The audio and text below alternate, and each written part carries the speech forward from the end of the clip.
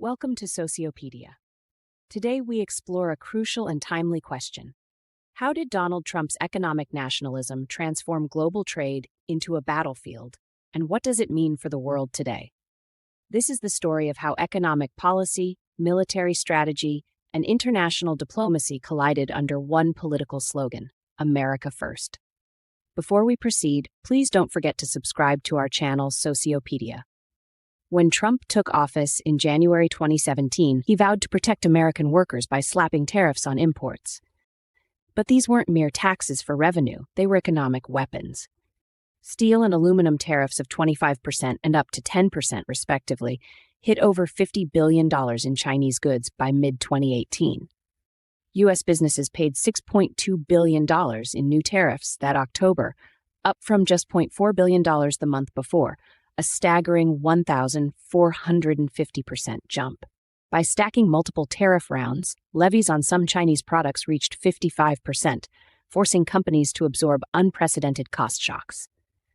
Trump's stance was unapologetically neo-mercantilist, treating trade as a zero-sum game. Instead of mutual gains, every tariff was a threat: negotiate or pay more. In May 2018, Trump withdrew the U.S. from the Iran nuclear deal, unleashing maximum pressure sanctions that crushed Tehran's economy. Iranian oil exports plunged from 2.5 million barrels per day in 2017 to just 0.4 million by 2020, an 84% collapse. Cutting Iran off from the SWIFT banking system effectively operated like a maritime blockade without a single warship. This strategy illustrates weaponized interdependence.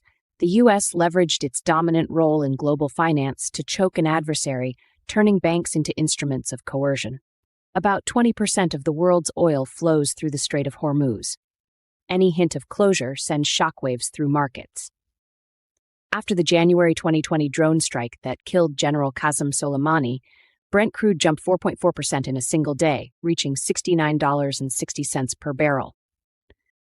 More recently, following renewed U.S.-Iran tensions on June 22, 2025, oil surged 6% to $78, marking the largest one-day spike this year.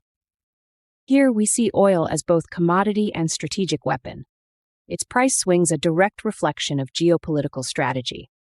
As tensions with Iran mounted, U.S. defense spending climbed dramatically, from $568.9 billion in 2017 to $770.6 billion in 2021, a 26% increase in 4 years. Major Gulf states and Israel inked arms deals exceeding $24 billion in 2019 alone. Saudi Arabia's 2017 pledge, $110 billion immediately, rising to $350 billion over a decade, underscored a clear payoff for U.S. defense contractors. On Wall Street, Lockheed Martin, Raytheon, and Northrop Grumman became top performers, their share prices sustained by the very conflicts their weapons fueled.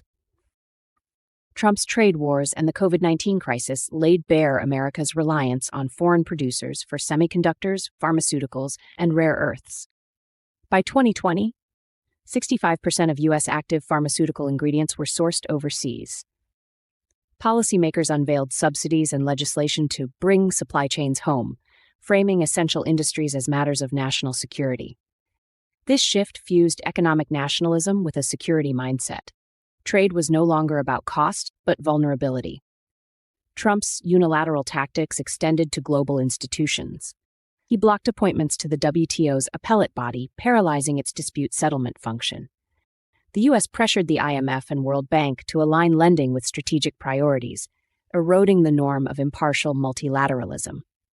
In effect, the slogan, "America First," became rule breaker first, challenging the architecture designed to manage trade peacefully.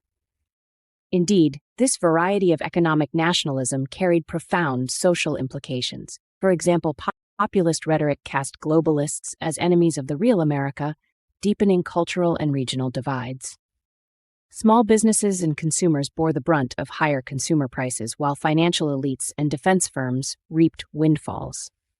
These dynamics underscore how economic policy reshapes social identities, stratifies wealth, and fuels domestic tensions.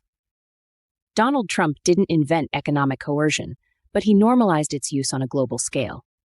Tariffs became punishments, Sanctions operated as blockades, and oil choke points turned into potential battlefields. Even under subsequent administrations, many of these tools remain. The global economy is now a theater of coercion, where finance and force are inseparable. So what are we left with? A global economy where markets are militarized and military alliances are monetized, where Wall Street thrives on war and foreign policy is traded like a stock option. This is the world that Trump helped create. And whether we like it or not, we're all part of it.